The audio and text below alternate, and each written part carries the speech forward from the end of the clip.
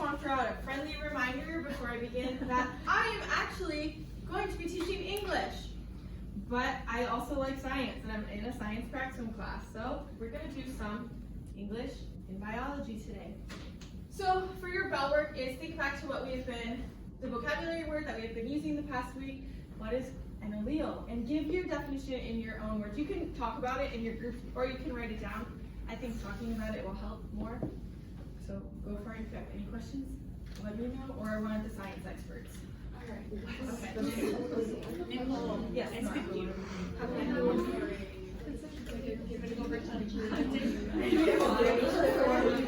You don't care. I just want to get over with it. Got it? Anytime. Okay. Sorry. Anybody want to share what they said an allele is? Nora. It can be dominant or recessive. What is it? A gene, a type of a gene. Great job. Anybody else? That is what it is. She's my definition. Okay. So today we're going to do a vocabulary activity. I would like you guys to use a piece of paper, but if we don't have to because we are running out of time, so don't worry about it. I'll do it on the board. So what I would normally do is, so I'm going to draw a big paper.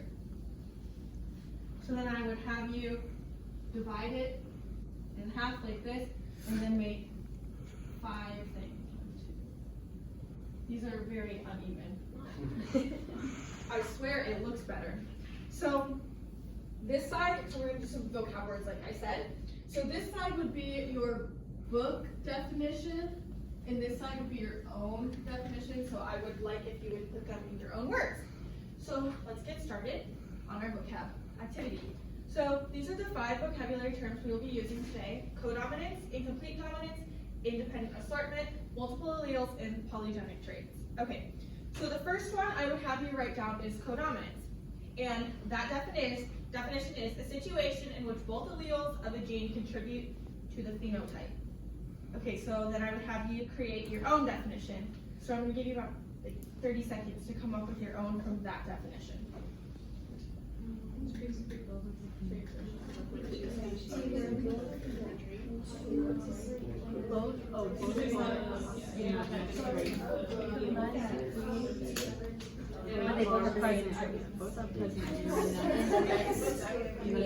Okay, so does anybody want to share what they gave for their own definition? Lexi? A characteristic from each of your parents comes together to create the characteristic. Okay, I like that. Anybody else? I will share mine then. So I said that the alleles share dominance in a gene. As you can tell in that picture, you have a red fish and a blue fish, and then they had a child and created a red and blue fish. Yes, Gianna? If we were doing this, could we draw pictures and Yeah, do that? Oh, yes, okay, for okay, sure. Cool. I was just curious. Of course. So then your next one is incomplete dominance, in which the definition is a situation in which one allele is not completely dominant over the other. So now I would ask you again to create your own definition of it. And so mine is neither allele is completely dominant, which is seen in this. I can't necessarily explain that perfectly because I'm not a science expert.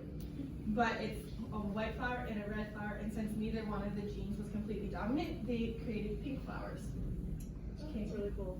It is really cool. Science is awesome. Okay, so independent assortment would be the next word, which is independent segregation of genes during the form of, how do I say this? Gametes? Gametes? I just want to make sure. Gametes. So, you come up with your own, and actually I'm going to be super honest, when I came up with my own, I used the same definition because I couldn't figure out how to use it in my own words. But then I said they don't inherit genes from each other, so that might be something. And I could not find an accurate picture to what I would explain, how I could explain it. I'm not a science expert, like I said. So seed shape and seed color is something. Okay, next word. So multiple alleles, there are more alleles of the same gene. And then in my own, I used the same thing, but I highlighted the word same, of the same gene, which is, example, human blood type, because there's lots of different forms of it. Okay, next word. Polygenic traits is a trait controlled by 2 or more genes. And what I learned is that it's having many genes. And it's human skin color, because there's not just like one, there's not accurate, but not just one definite one. Okay, and now for your table talk, which is also your exit ticket. What did you like about this lesson, and do you think vocabulary is important in a biology class? Oh yeah, for sure. And if you don't And you just don't learn vocabulary on the way, you won't be able to read text. You just won't be able to do it. It's just not gonna make any sense. I like the pictures. I like the pictures. Those are actually really helpful. I know some of them really helpful. it's like you read it, like now I understand what the definition is. Me too. Okay, does anybody want to share what they said about either of the questions?